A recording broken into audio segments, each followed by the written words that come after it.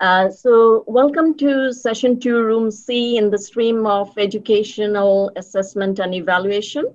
We have 4 presentations today, and the first 2 presenters are already here. The last 2 presenters are already here as well, that's me. And so the last 2 papers will be presented by me. And the first 2 presentations are about invigilated final exam and group work. And it will be presented by Nahina Islam, the first one, and Shirley Brown, the second one, on behalf of their co-authors. Obviously, they will introduce themselves first. So just a brief introduction that Nahina is also from Central Queensland University, and Shirley is from Australian Catholic University. So welcome to all of you who have joined today's session over so many other alternative attractive sessions. So hopefully we will have you up to the end. And there are a couple of etiquette that we already got before, but just a reminder for both the presenter and the attendees that we have 20 minutes for each presentation maximum. And before 1 minute, I will give you a warning so that you can wrap up. And then we'll, after all the presentations, we will have our question answer. But during the presentation, you can leave a question in the chat room. I will be accumulating those questions, and at the end, I will ask the respective presenter. I think that would be the best way to utilize our time. But obviously, the presenters, if they want to reply through chat, that's fine as well, because we may have many questions to for one presenter. So I will try to distribute equal time for each one of them at the end. So I look forward to a vibrant discussion. Please remember that each session will have a link in the chat room for evaluation purposes. So you will find the link at the in the middle in the chat room. Please use the link to evaluate this session or presenter and vote for the best presentation. So thank you very much. Without further ado, I would like to invite Nahina to start her presentation. Our paper is on invigilated final exams, an outdated or a proper testing scheme for tertiary education. 20 minutes, Nahina. Thank you. Thank you, Sadhana, and welcome everyone to the session and my presentation. I am Nahina Islam. I am a lecturer at Central Queensland University and in the School of Engineering and Technology. Today, I am going to present in a very debatable topic, which is either invigilated final exams are a proper testing scheme or an outdated testing scheme for tertiary education. Before we start, I would like to acknowledge and thank my colleagues who co-authored and collaborated in this work, Dr. Jahan, Hassan, and Dr. Ayub, Bokani. They're also from School of Engineering and Technology at Central Queensland University. Thank you both for all the work and all the help in this work. Now, to start with, why are we talking about invigilated exam or any type of exam? So this is a basic and a very well-known method for assessing students. So why do we need to assess the students? What are the purpose? So definitely when we're talking about tertiary education, in all the units has got some learning outcomes associated with what the degree the students are taking and what are we aiming to convey using each unit. So that's the purpose of assessing students, assessing the learning outcomes, the learning rates, determining the strengths and weaknesses of the unit, the materials that are given in the unit. And also we need to assess the understanding level of the students for on that topic. So on the unit, for example, if I am teaching programming language, assessment are the best way to assess or to know if the students are actually getting the idea of programming. Actually, are they actually learning to do coding, etc. Also, assessments are another way to evaluate our learning style, our teaching style, and also our teaching materials. Therefore, this gives us a provision to update the learning materials. And now let's see how can we do it. So definitely a very primitive way and also a very contemporary way of learning or assessing the teaching and learning are invigilated final exams. And also then we have the new innovative ways like project-based learning, game-based learning. We can also have ongoing monitored learning schema. For example, we can put a portfolio, maybe for each week we can assess and monitor how the students are going with their task. We can have multitasking activity, for example, report writing followed by presentation or oral presentation. Definitely there are practical assessment, internship, etc. are there. And mostly, I mean, there are two ways of doing it, individually or group work. And there are also many other existing way of assessing assessment. However, whenever we talk about assessing assessment or assessing the learning or the topics learned by students, the very first thing coming to our mind is invigilated exams. And it is a very popular one. So this is a high time, and the research is really focused on, is it really a good way to judge or assess the students? So let's see what happens in invigilated exam. So a studies conducted in literature showed that invigilated exam is the least efficient way of assessing deep conceptual understanding of students. Rather, it is considered as a process of overstuffing the student brain. This is why we call it overstuffing. The reason is because just before maybe one day or the night before the exam day, students overstuff their mind with the material or the topic of that unit. And then during the exam time, they go to the exam hall, dump their ideas on the exam paper, and then they leave the exam room and mostly forget most of the information they learned last night. So that's the basic rule, or I should say that is how the exams go on. So if we convert it into a flow chart, so what do the students do? They study, they take the test, they pass the test, and they forget most of the things that they learned to prepare for the test. Now, sorry, this is a high time. We should actually think about this question, or we should brainstorm the question, and we should ask the academics, is it actually an accurate way to assess students' learning? For example, think about it. What is the difference when a student gets 48 in an exam and 50, and another student gets 50 in the same exam? Is that a really valid way to say that the one who got 48 fails and one who gets 50 passes the exam, because there is only a gap of 2 marks? Also, is it final exam? Does it actually promote active learning?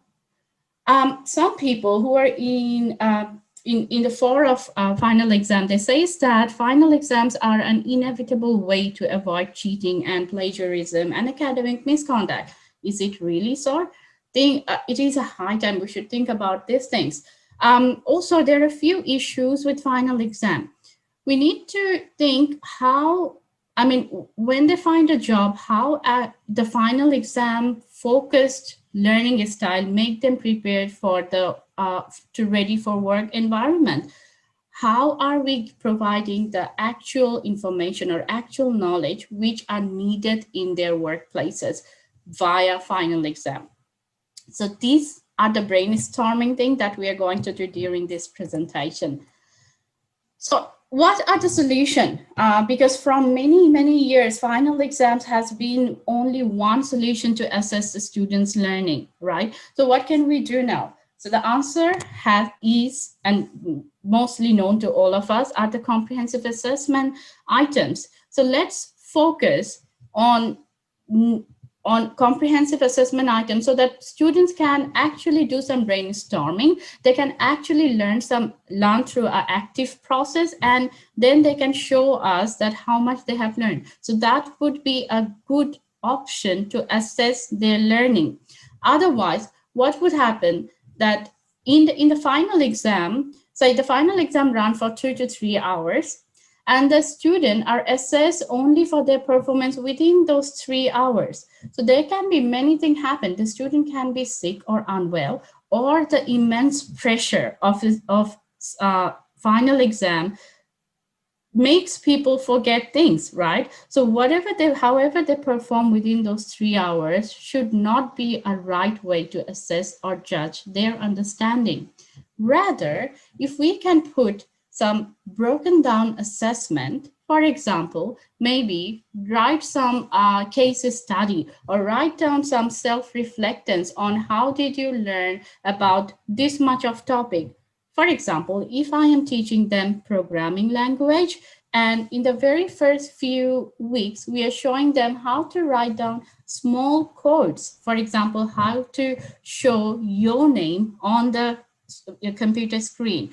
So rather than waiting for the last term and ask a question to a student, how did you put your name or a word in the computer screen, and they have to write down in the exam. What if we come to the computer and ask them that do some trial and error and try to put your name show up in the computer screen?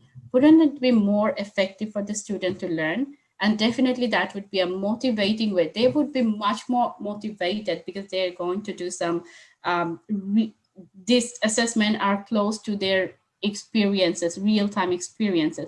And definitely human beings learn more about what they learn, what they see, and what the things that are more related to their own experiences.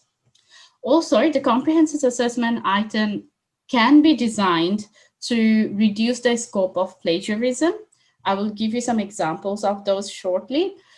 They can be more effective in engaging student in learning process because they are actually doing some hands-on experiences while learning.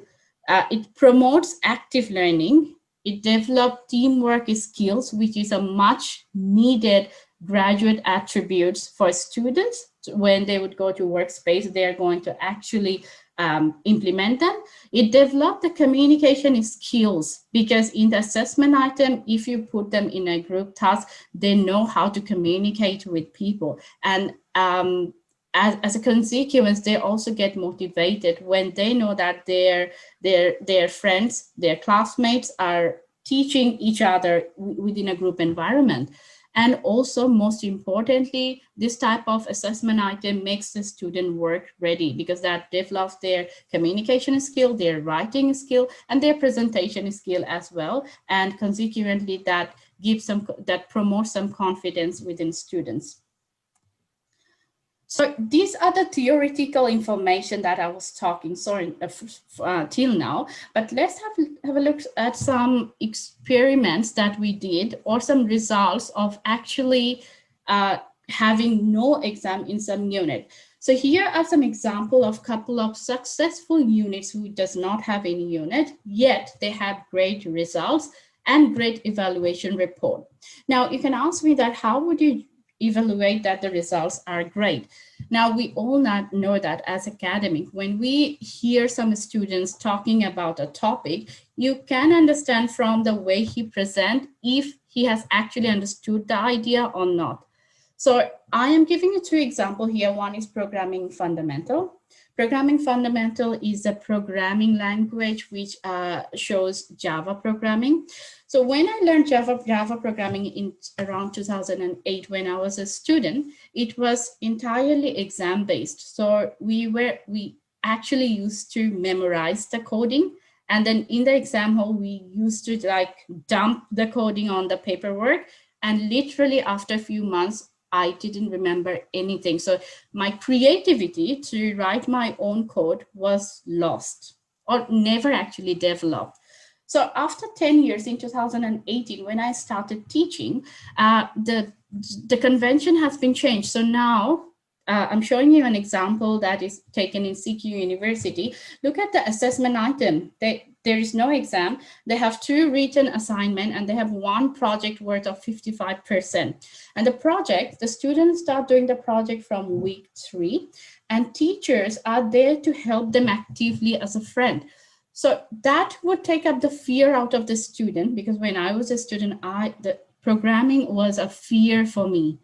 But when I was teaching, the students were actually enthusiastic because we were giving them real-time problem. For example, we asked them, you need to make a GUI window, the window that we see when we log into some online portal, and then you have to create your tax return. So students were really enthusiastic and motivated that they need to make something which are really related to themselves, and that actually make them learn. Most of the students of that class of mine, they passed the unit with very good score, and I could tell them they actually took something with them for their entire life. They actually learned how to do coding. Also, few other things, I asked them that do the coding so that your name would pop up in your screen. So these real time connections made them actually learning the stuff. Okay, I am running, I think, short of time, so I'll rush. I'd like to show you another successful unit at CQU, which was the professional skills in information and communication technology. This shows the student to develop communication skill, writing skill, and professional writing skill and professional reading skills, and how to cite article and all that. It doesn't have an exam, but it has portfolio-based assessment, report writing-based assessment, and presentation-based assessment. This one shows the results over time of this unit. This last years did not have any assessment, but we can still see that the success rates are around 89%, 92%, 89%, and student satisfaction rate is above or equal to 4.5 out of 5, which is an excellent example of how having no exam can have greater success rate and greater student evaluation report. Also, this is an example where we transitioned from final exam to online test. So in 2019, T3 2019, it was a final exam. However, due to COVID situation, we had to jump onto another assessment criteria, which was an online test. And the result came phenomenally well. When we went to T1 2020, the success rate was 86.5%. And in T3, the last year with exam, the success rate was 87%. So we can see that when we jumped onto the assessment mode, the result was almost consistent. Also, the satisfaction rate was consistent as well. It was 4.4 out. However, since it was an online transition, the response rate was lower. But definitely transitioning to another type of assessment item had a consistent result. So what was the result of the transition again? The success rate were still consistent with long-term trend and average, and have not been impacted the removal of investigated exam. The satisfaction rate was consistent, but it was a little bit down because people did not attend it much. Due to the transition of the COVID situation and all those challenges. There has also been a much lower student feedback response, again, due to the challenges. However, the transition of the online was smooth, and although a small number of cases has resulted in more work for the marking team, however, the final result was good and satisfactory. Just as an acknowledgement, I would like to thank my colleague, Dr. Kieran Jemison, for providing me this feedback, because he was the discipline lead of this unit. So now I would like to say that this is the high time we can think about why still nowadays we have some of the unit which has invigilated exams. Whereas the other units are doing really well, they are having fantastic results, they are having very good student response without having any final exam. So this is the high time. Let's think about, isn't it the best time to remove all the invigilated final exam for all of the units? So thank you everyone for listening to my presentation, and I'm happy to take any question. Nahina, right on time. Thank you very much. And I would ask you to please leave the question. I saw many questions are left in the chat room. So if you want to take a look at them, you and Jahan together to answer them later.